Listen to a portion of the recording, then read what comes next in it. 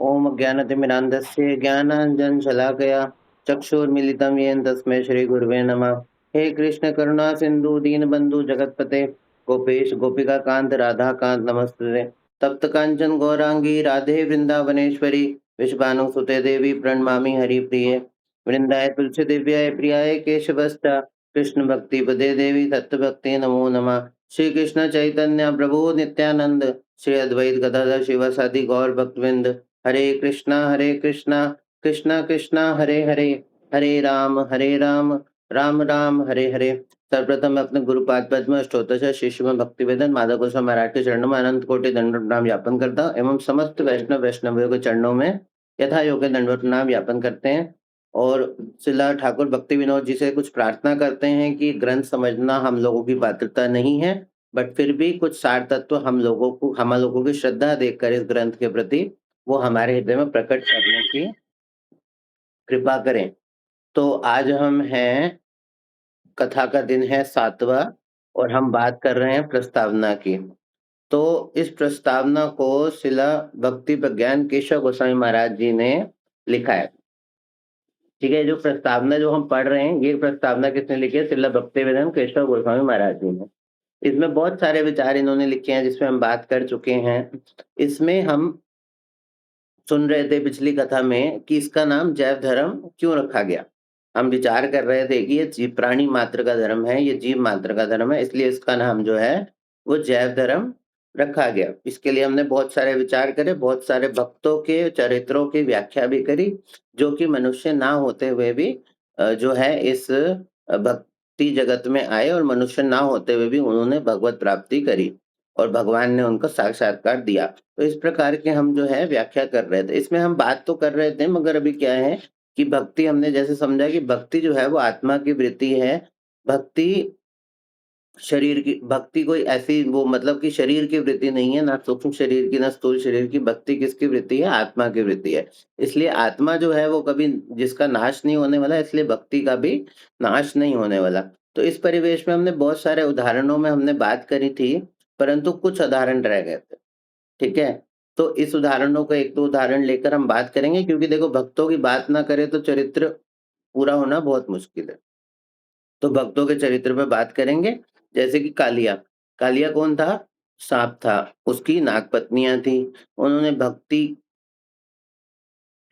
उन्होंने भक्ति जो थी मतलब कि इतनी गूढ़ भक्ति थी कि आज हम जो कीर्तन करते हैं, जो हमारे मठों में कीर्तन होता है उसमें भी आता है कि क्या है? जय पत्नी जय नाग कन्या गण भक्त जय पत्नी जय नाग जय द्विज पत्नी जय नाग कन्यागण। हाँ, नाग कन्यागण, है ना? भक्ति ते हजार पाइला गोविंद चरण, ऐसे ही है ना प्रभु जी? तो जो ऐसा ही है। हाँ, जो नाग पत्नियाँ थी वो ठाकुर जी की इतनी परम भक्त थी कि भगवान ने उसे देखकर कालिया को क्षमा कर दिया। इसकी विवेचना मैंने अभी 3 दिन पहले जो है वो तुलसी प्रभु जी की कथा में भी थोड़ा-सा कालिया मर्दन के ऊपर विवेचना करी थी, तो मैं बहुत ज़्यादा गूढ़ नहीं करूँगा, शॉर्ट लेके चलूँगा उसको। तो तो इस कारण भगवान ने कालिया को माफ किया, क्योंकि उनकी पत्नियाँ जो थी वो भक्त थी। तो देखो वैष्णव का कितना बड़ा जो है हमारे जीवन में रोल है कि देखो जो जो वैष्णव अगर हमारे जीवन में है, भले ही हम उससे बैर कर रहे हैं, हम उससे शत्रु मित्रता कर रहे हैं, कुछ भी कर रहे हैं, हमारा उद्धार होना संभव ही है। तो देखिए वैष्णव का कितना बड़ा औचित्य है हमारे जीवन में, हमारे गुरुवर ने हमारे जो इम्पोर्टेंस है वो हमारे ठाकुर जी ने दिया है हम लोगों को। तो उनकी पत्नियाँ भक्ति बाद में जो कालिया भक्त बन गया, तो जो नाग पत्नियाँ थी वे नहीं चाहती थी कि कालिया जीवित रहे। वो तो हाँ, ये भागवत में ये चीज़ आ रही है कि नाग पत्नियाँ नहीं चाहती थी, क्योंकि ये भक्त नहीं है, इस काम करेंगे क्या?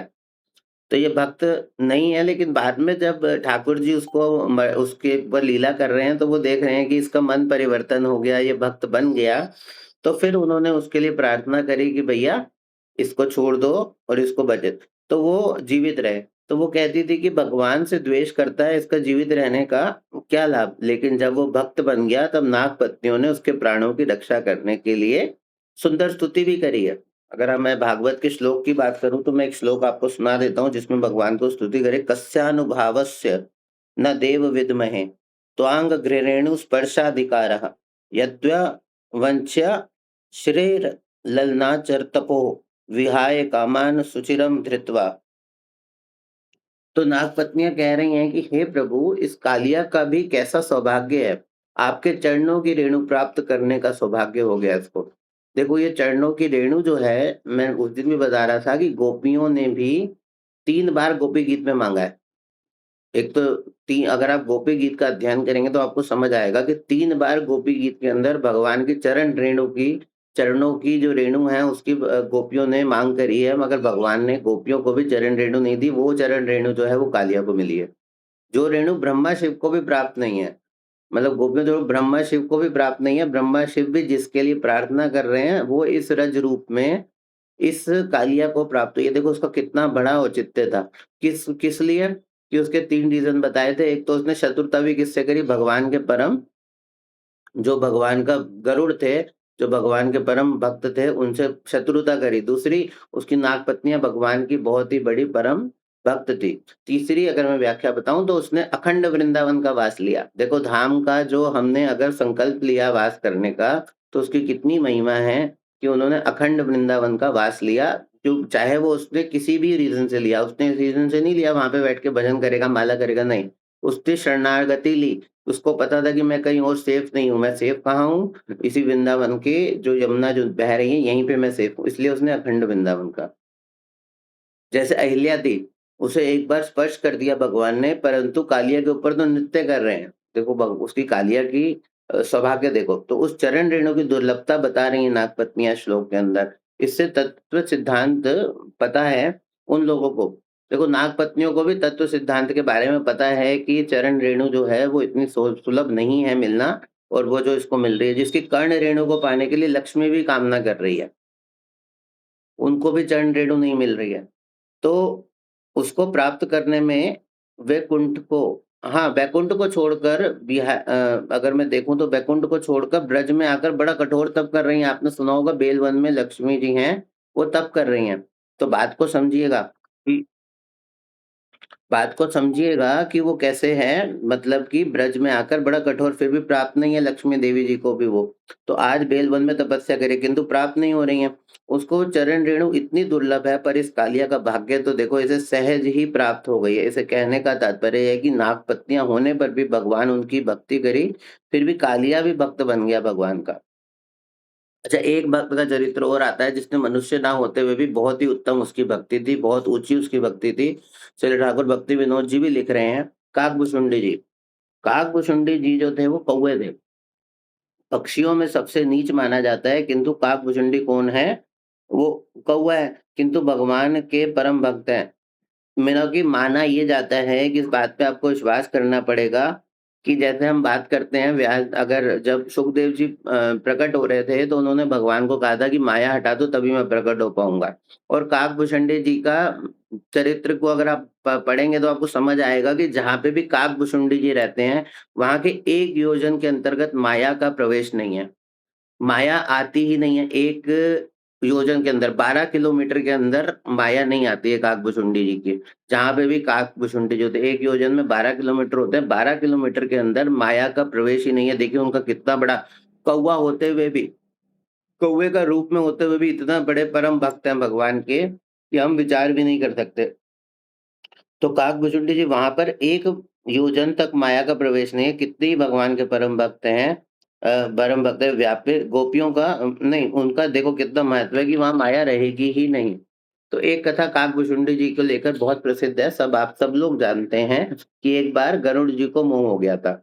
कैसे हुआ था? भगवान राम लक्ष्मण नागपाश में बांध दिया, और वहाँ पर हनुमान जी ने बड़े चिंतित हो गए, क्योंकि नागपाश कल तक नहीं काटा गया तो भगवान के प्राण संकट में आ जाएँगे।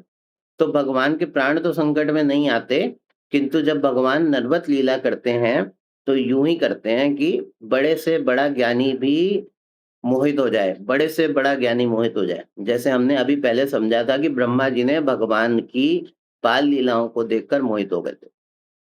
ठीक है? तो कृष्ण ने सखा के मुख से जूठन निकाल के खा गए, तो ब्रह्मा जी ने ये देख रहे थे और मोहित हो गए। ब्रह्मोहन लीला जिसको हम भागवत जी में कहते हैं, ब्रह्मोहन लीला आ गई। तो देखिए भगवान लीला कैसे कर रहे हैं कि बड़े से बड़ा ज्ञानी, बड़े से बड़ा योगी, बड़े से बड़ा तपस्वी भी मोहित हो जा रहा है।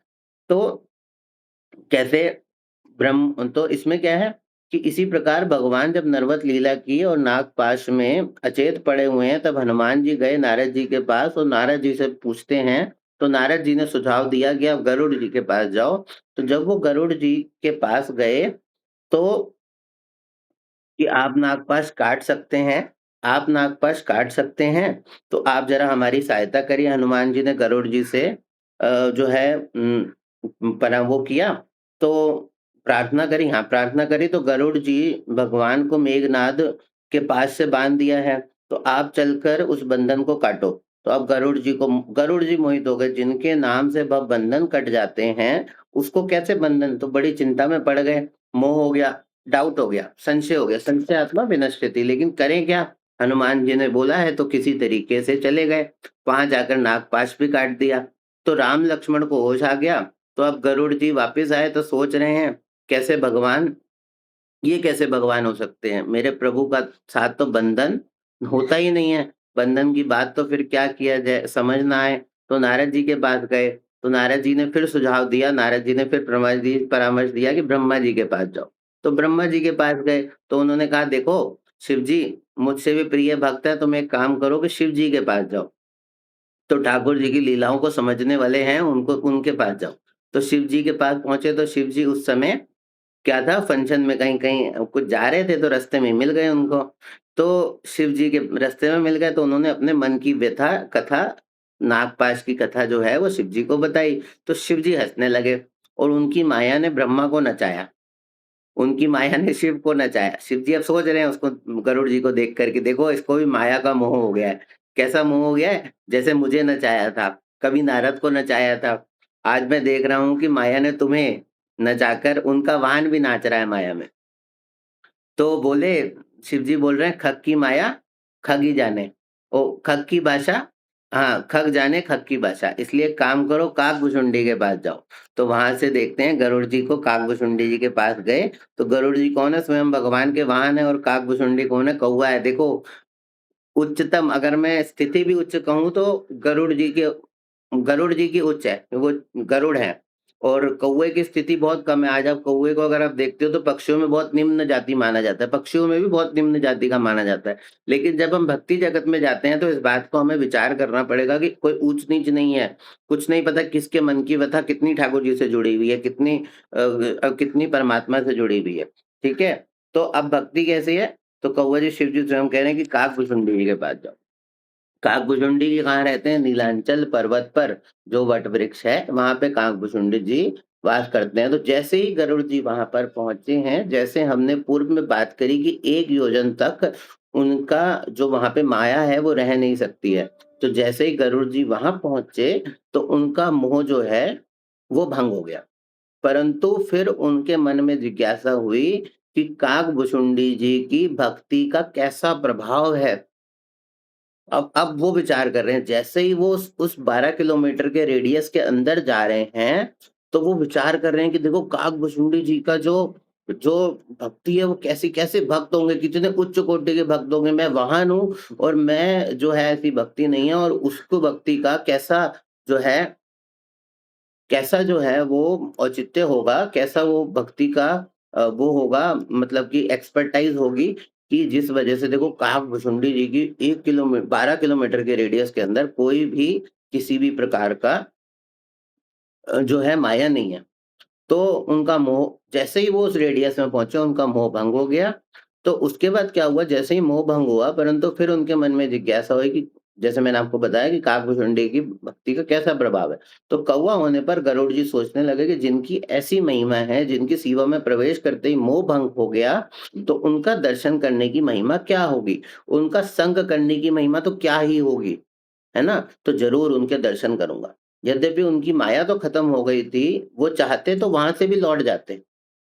लेकिन उन्होंने सोचा कि कैसे परम भक्त हैं जिनकी सीमा के क्षेत्र में प्रवेश करते ही करने से ही माया समाप्त हो जाती है, उनके साक्षात दर्शन करूँगा और गरुड़ जी और काकभुशुंडी जी के पास गए तो उन्होंने प्रणाम किया, और काकभुशुंडी जी भी भक्त दीन हैं, तो उन्होंने भी गरुड़ जी को प्रणाम किया और कहा, उन्होंने उनका संबोधन करते हुए कहा कि हे गरुड़राज, हे हे गरुड़राज, हे पक्षीराज, हे भगवान के वाहन, आप हमारे सौभाग्य हैं कि हमारे पक्षीराज यहाँ आने का कारण बताइए। तो अब गरुड़ जी ने बताया कि मुझे इस प्रकार भगवान की माया ने व्याप्त किया, लेकिन आपकी सीमा में प्रवेश होते ही माया समाप्त हो गई और आपके प्रभाव समझ आया। हे काक, मुझे राम कथा सुनाइए। तो देखिए, गरुड़ जी जो स्वयं भगवान के वाहन है, वो काक भुसुंडी कौवे को कह रहे हैं कि आप मुझे राम कथा सुनाइए। तो काक भुसुंडी ने बहुत ही सारी राम कथाएं सुनाई, और कहने का तात्पर्य ये है कि काक भुसुंडी कौन है? कौवा है। कौवा होने के बाद भी कितने परम भक्त हैं। नाग पत्नियां जो है वो कौन थी? सर्प है। सर्प है, परंतु इसे हमें क्या समझ आता है कि भक्ति क्या है? वो प्राणी मात्र का अधिकार है, धर्म है, अधिकार है और धर्म है। तो इस पे इसके बल मनुष्य का, इस पे केवल मनुष्य का अधिकार नहीं है ना? तो इसलिए हमने इस ग्रंथ का नाम जैव धर्म रखा गया। तो अब यहाँ पे हमने बहुत सारे, अगर आप शुरू से जुड़े हुए हैं तो आप समझ पाएंगे कि हमने बहुत सारे भक्तों के चरित्र का वर्णन किया। भक्तों के चरित्र के वर्णन को यहीं पे विश्राम देकर और जो आगे का तत्व है उसके ऊपर हम बात करते हैं। तो अब यहाँ पे हम क्या बात कर रहे हैं कि पूर्व प्रदर्शित शिक्षा ऊंच नीच तारतम्य की भांति धर्म तत्व में भी ऊंच नीच आदि का तारतम्य स्वीकृत है। उन्नत शिक्षा का आदर्श उन्नत अधिकारी ही ग्रहण कर सकता है। तात्पर्य यह है कि समस्त प्रकार के प्राणियों में मनुष्य सर्वश्रेष्ठ है। मनुष्यतर प्राणी भी अनेक प्रकार के हैं। प्राणी या जीव कहने से चेतन पदार्थ का बोध होता है।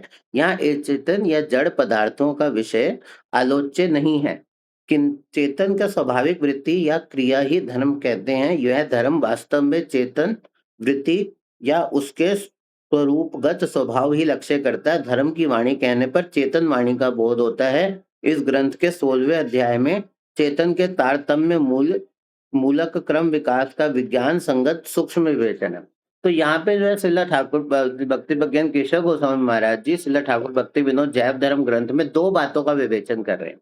ये जो मैंने अभी लाइंस जैव धर्म से पढ़ी, इसमें दो बातें आ रही हैं। एक बात आ रही है तारतम्य की, दूसरी आ रही है चेतनता की।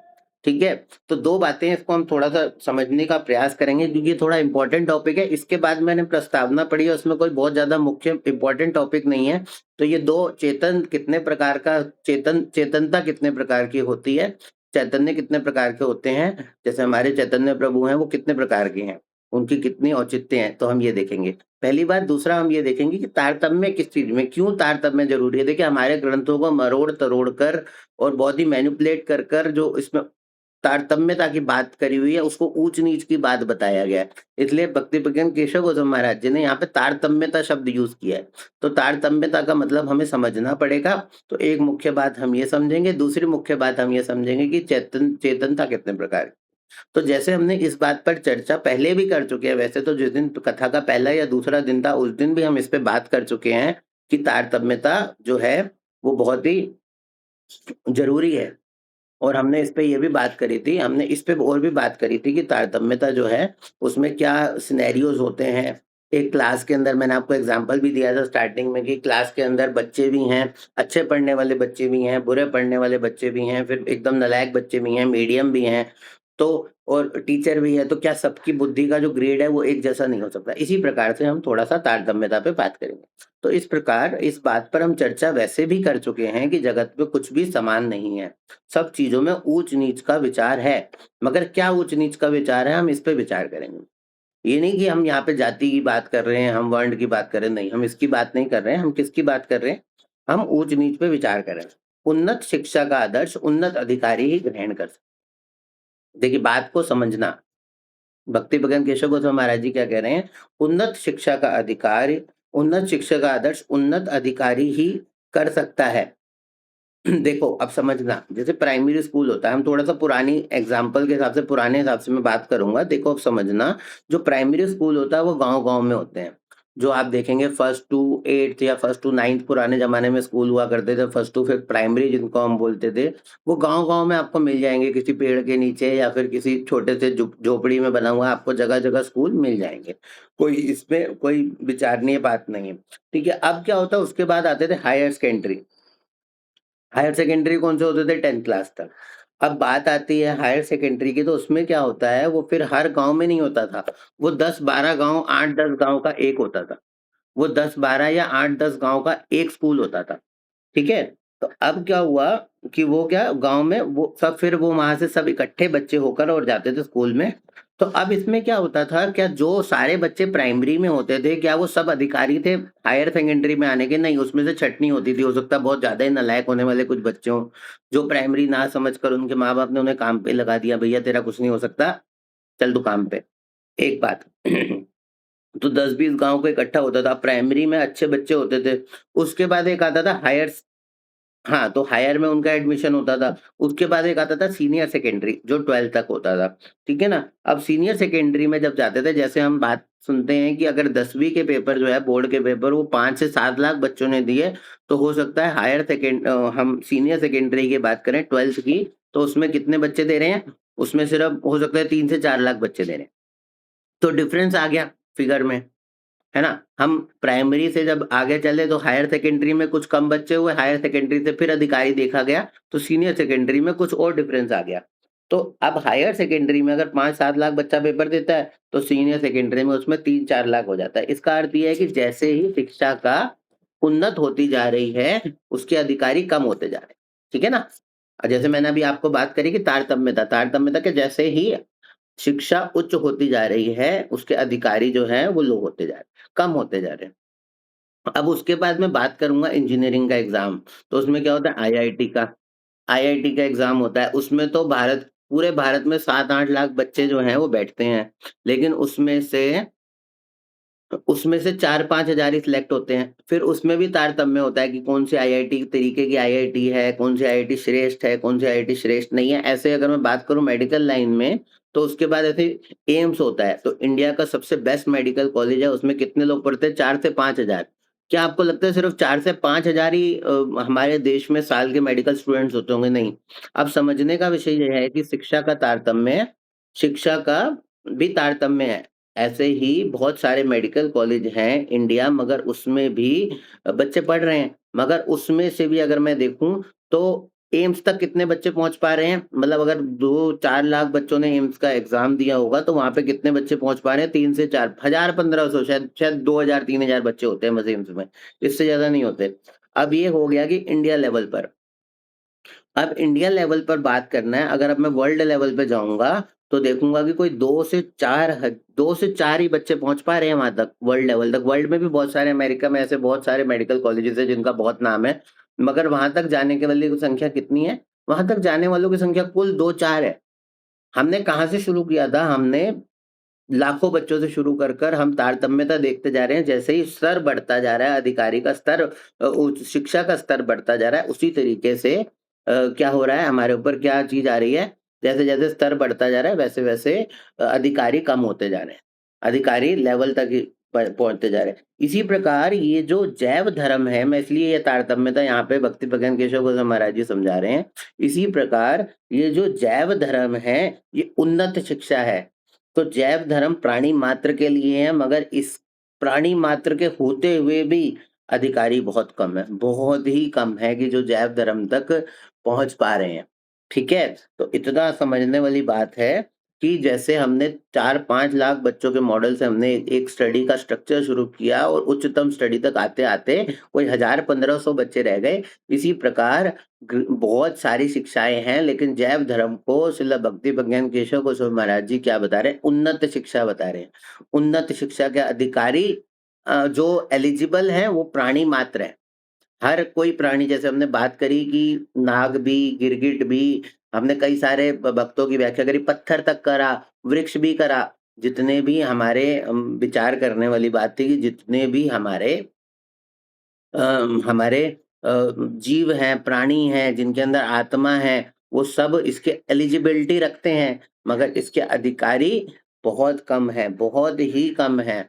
उसमें भी देखिए हमारे कितने सारे संप्रदाय हैं, कितने सारे संप्रदायों में से अगर मैं बात करूँ तो उसमें गौड़िया वैष्णव संप्रदाय है। गौड़िया वैष्णव संप्रदाय में से भी श्रील भक्ति प्रज्ञान केशव गोस्वामी महाराज जी की विचारधारा में श्रील भक्ति वेदांत नारायण गोस्वामी महाराज जी हमारे परम गुरुदेव ने इसका प्रकाश जो है वो हिंदी में किया है। और आप यकीन मानिएगा, मैं लास्ट टाइम वृंदावन गया था और मैंने उनसे पूछा कि जैव धर्म का ग्रंथ मिल जाएगा, और 4 बंदों से, आप गंडेलवाल की दुकान जानते होंगे, 4 बंदों से मैंने पूछा और आप यकीन मानिएगा उन्होंने एक ही ग्रंथ सब जगह मेरे को मिला, जो श्रील भक्ति वेदांत, ये जो हमारे हाथ में है ये वाला ग्रंथ, यही ग्रंथ का प्रकाशन था सबके पास, और कोई इसका प्रकाशन नहीं है, कहीं भी नहीं है। मैं इस बात को एक्सपीरियंस कर चुका हूँ। तो बात क्या पे आ रही है कि ये कैसे बता रहे हैं कि प्राणियों में भी मनुष्य, और मनुष्य में भी कैसे बता रहे हैं कि अब देखिए यहाँ पे उच्चतम क्या है कि हमने ये तो बता दिया कि आपको धर्म जो है वो नाग ने भी भगवान को पा लिया, सबने पा लिया, लेकिन जैव धर्म की जो शिक्षा है वो समझ कौन सकता है? वो प्राणी ही समझ सकता है।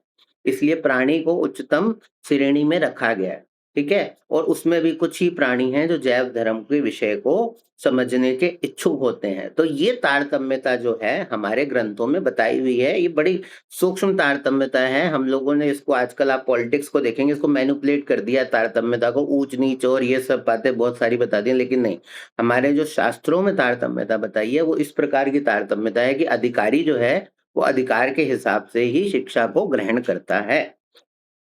तो जैसे-जैसे शिक्षा उच्च हो जाती है, वैसे-वैसे अधिकारी कम हो जाते हैं। इस प्रकार ये जो धर्म है, ये उन्नत शिक्षा है, जैव धर्म है तो प्राणी मात्र के लिए है, मगर इसके जो भी अधिकारी हैं, वो बहुत कम हैं। ठीक है? तो कैसे बता रहे हैं? प्राणियों में भी मनुष्य, मनुष्य में भी बहुत कम मनुष्य।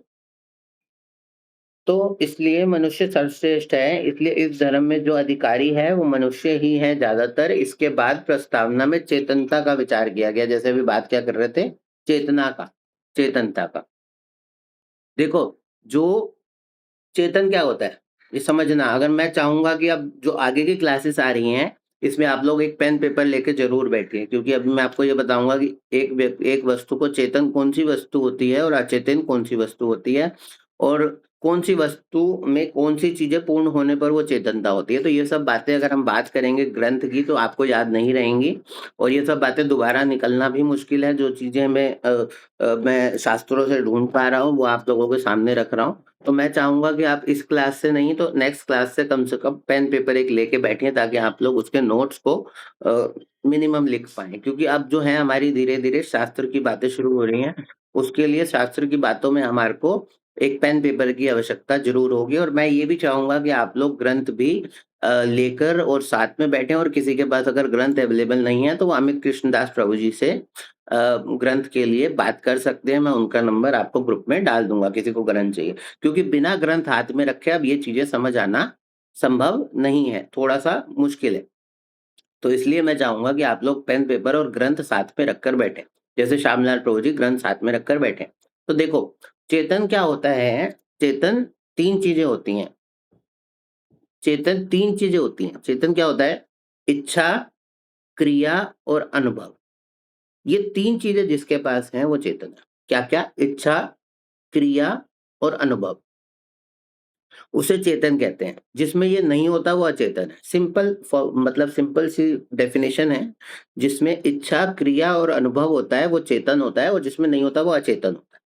अब विज्ञान ने बहुत सारी चीज़ें ऐसी बना दी हैं, बहुत सारी विज्ञान ने ऐसी चीज़ें बना दी हैं जिसमें किसी में क्रिया है, तो किसी में इच्छा है, तो किसी में अनुभव है। लेकिन तीनों चीज़ें अभी तक एक साथ किसी में नहीं बनी। इनफ की एआई जो आर्टिफिशियल इंटेलिजेंस जिसकी हम बात कर रहे हैं आज के टाइम पे, उसमें भी ये 3 चीज़ें इकट्ठी नहीं है। कैसे? किसी में क्रिया है, किसी में इच्छा है, किसी में अनुभव है। जैसे हम 1-2 एग्ज़ाम्पल से बात करेंगे। आप सब देख रहे होंगे आपके ऊपर पंखा लगा होगा। तो पंखा क्या है? जैसे हमने बटन शुरू किया तो क्रिया शुरू हो गई। तो इसमें एक्शन तो है, मगर इच्छा और अनुभव नहीं है। वो अपने आप नहीं अनुभव कर रहा गर्मी बहुत है मैं चल पड़ता हूँ। ना उसकी अपनी इच्छा है चलने की। आप बटन दबा रहे हैं, इच्छा कर रहे हैं तो वो चल रहा है। समझ रहे हैं मेरी बात को? ऐसे ही अब मैं बात करूँगा, सेंसर्स लगे हुए हैं कई सारी चीज़ों में। तो सेंसर से क्या आता है? अनुभव तो आ गया, मगर इच्छा और क्रिया फिर भी नहीं आ रही है। जैसे कि आप बात करेंगे कि पानी की टंकी भर गई है। आपने सुना होगा, बड़ी कॉमन आवाज है, सब जगह चल रही होती है, पानी की टंकी भर गई है, कृपया मोटर बंद करें। अब इसमें क्या है, इसमें उसने सेंस तो लगा होगा, लेकिन वो बोल पड़ेगा जैसे ही मोटर बंद कर दो, मोटर वो खुद कर सकता है। क्या मोटर वो खुद बंद कर सकता है? नहीं, बंद नहीं कर सकता। वो क्या है, वो बताएगा आपको सेंस करके। अनुभव तो हो गया उसको मोटर की, क्योंकि उसमें एक सेंसर लगा है और हमने वहाँ पे वो सेंसर दे रखा है। जैसे ही उस लेवल पे पानी पहुँचा, तो उस लेवल पे पानी पहुँचते ही हमने क्या कहा, पानी की मोटर, पानी की उसने आवाज़ दे दी, पानी की टंकी भर गई है, कृपया मोटर बंद कर दे। लेकिन क्या वो जाकर मोटर बंद कर सकता है? नहीं, तो उसमें क्रिया नहीं है। समझ रहे हैं? अनुभव तो है, सेंसर से अनुभव आ गया, लेकिन तो इसमें क्या है, अनुभव है पर क्रिया नहीं है। ऐसे ही सेंसर खराब हो गया तो क्रिया भी चली गई। क्या हमारे कोई सेंसर खराब होता है? हमें आपने कभी देखा है कि हमें अगर हाथ पानी में जल रहा होगा, गर्म होगा, तो वो जल रहा होगा, है ना? तो जलेगा। तो इसी प्रकार से 3 चीज़ें जिसमें होती हैं, इच्छा, क्रिया और अनुभव, वो चेतन होता है। ठीक है? अब चेतन जो है वो 5 प्रकार की चेतनता होती है।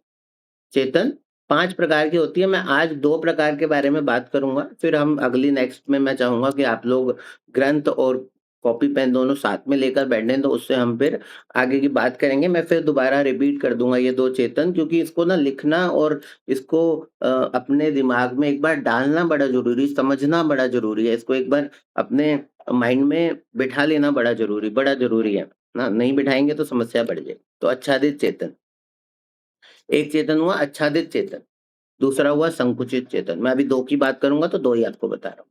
आच्छादित चेतन कौन-सा हो गया? जैसे वृक्ष है, लता है, गुल्म है, प्रस्तर है, इन सबको आच्छादित चेतन कहते हैं, जिनकी चेतन का विकास बहुत कम होता है। समझ रहे हैं? चेतनता का विकास बहुत ही कम होता है, जिसमें स्थावर भी हैं। स्थावर किसको कहते हैं? स्थावर उसको कहते हैं जो चल नहीं पाता है। जो चल नहीं पाता है। तो इसलिए क्या हुआ, आच्छादित चेतन क्या हुआ, जिसमें चेतना का विकास बहुत कम है। जैसे हमने पेड़ काट दिया, तो उसको दर्द नहीं होती, क्यों? क्योंकि उसमें चेतनता का विकास बहुत कम है। हम लोग अपनी उँगली काटेंगे तो उसमें दर्द होने वाली है, खून भी आ सकता है और हमें दर्द भी बहुत ज़्यादा हो सकता है। लेकिन जिसकी हम बात करें स्थावर, तो स्थावर क्या होता है, जो फिर चल फिर नहीं सकते हैं, तो ये होते हैं आच्छादित चेतन। इसमें चेतन का विकास बहुत कम होता है। तो पेड़ को काटते हैं तो इतना नहीं चिल्लाता, जैसे मैंने। दूसरा चेतन होता है संकुचित चेतन। संकुचित चेतन कौन-सा होता है? पशु, पक्षी, कीट, पतंग, जलचर। इनमें चेतना आच्छादित चेतन से थोड़ी-सी ज़्यादा होती है। देखो, शब्दों को बहुत भारी मत समझना, सिर्फ़ उनका अगर मतलब समझ आ गया तो बड़ा सिंपल है चीज़ें। शब्द कोई बहुत भारी नहीं है। शब्द थोड़े से भारी लग सकते हैं, क्योंकि शास्त्र के एज़ इट इज़ शब्द हैं, मगर इनका मतलब समझेंगे तो बड़ा सरल है। तो क्या है, आपको क्या समझना है कि चेतन 5 प्रकार के होते हैं, जिसमें से अभी आज हम 2 पे बात कर रहे हैं। 2 कौन-सा? आच्छादित चेतन और संकुचित चेतन। आच्छादित चेतन क्या हुआ? जो वृक्ष, लता, गुल्म, प्रस्तर, मतलब कि पत्थर, वृक्ष, ये जो जिस प्रकार के चेतन हुए, ये जो इस प्रकार के चेतन है, ये आच्छादित चेतन होते हैं। इनमें चेतना का विकास बहुत कम होता है। ऐसा नहीं है कि पहाड़ में चेतनता नहीं है। पहाड़ों की भी योनियाँ आई हैं। एक योनि में पहाड़ की भी योनि बताई है, तो पहाड़ों भी चेतन है, लेकिन उनकी चेतनता का विकास बहुत कम है। वृक्ष भी चेतन है, लेकिन उनमें चेतनता का विकास बहुत कम है, जिसकी वजह से हमें ये नहीं समझ आता, पता लगता कि चेतन जो है, वो वस्तु, ये चल भी नहीं पाते हैं, फिर भी उसमें चेतनता है, मगर उसमें विकास बहुत कम है। तो संकुचित चेतन में क्या आ रहा है? पशु, पक्षी, कीट, पतंग, जलचर, इनकी चेतना आच्छादित चेतन से तो ज़्यादा है, परंतु इनकी चेतना का विकास अभी इतना नहीं हुआ। ये भी सिर्फ़ आहार, निद्रा, भय, मैथुन ही कर पा रहे हैं, इससे ज़्यादा नहीं हो रहा। क्या कर पा रहे हैं? सिर्फ़ आहार, निद्रा, भय और मैथुन, ये 4 प्रकार की चीज़ों में ही ये लोग फँसे हुए हैं और कुछ नहीं कर पा रहे हैं। तो मैं आज की जो अपनी वाणी है, इसको यहीं विश्राम करता हूँ, क्योंकि चैप्टर मैं पाँचों को एक साथ करूँगा, तो फिर वो जो है हमारी क्लास आज 1 घंटे की क्लास से ऊपर चली जाएगी। तो मैं नहीं चाहता कि हम जिस समय से चल रहे हैं, उस समय से चलें, ठीक है? तो अभी क्या है, हमने आज बात करी कि जो हमारे अ कालिया जी थे, उनको कैसे भगवान ने उद्धार दिया। फिर उसके बाद हमने बात करी कि जो काकभुशुंडी जी हैं, उनका क्या औचित्य है। कितने बड़े परम भक्त हैं वो भगवान के। फिर हमने बात करी कि जो तारतम्यता है उसको हम कैसे एनालाइज़ करते हैं। उसके बाद हम बात कर रहे हैं चेतन की। अब चेतन जो है वो थोड़ा-सा लंबा है, तो उसकी अगर मैं बात अभी पूरी करूँगा तो क्लास जो है वो टाइम से ऊपर चली जाएगी। इसलिए मैं चाह रहा हूँ कि आप लोग अब जो है मोस्टली हम प्रस्तावना मैक्सिमम 1-2 क्लास में और प्रस्तावना होने वाली है, तो प्रस्तावना पे हम खत्म कर देंगे। इसके बाद हमारा ग्रंथ जो है वो शुरू हो जाएगा। तो मैं चाह रहा था कि आप लोगों की प्रस्तावना में से पूरी प्रस्तावना में से जितनी भी हमने प्रस्तावना को समझा है, उसमें से कोई प्रश्न हो तो उसपे हम 5-7 मिनट बात करके आज की हम कथा को यहीं पे विश्राम करेंगे। तो वाञ्छाकल्पतरुभ्यश्च कृपासिन्धुभ्यश्च च पतितानां पावनेभ्यो वैष्णवेभ्यो नमो नमः। तो इसके बाद आपका कुछ प्रश्न है? जैसे कई हमारे साथ जुड़े हैं, उन्होंने पहली क्लास से लेकर आज तक की सारी क्लासेस अटेंड करी हैं, तो इसमें से अगर आपका कुछ प्रश्न होता है तो आप पूछ सकते हैं। तो हम 5, 7, 10 मिनट हम प्रश्न ले लेंगे, उसके बाद हम फिर आज की कथा को विश्राम करेंगे। इतना सन्नाटा क्यों है भाई?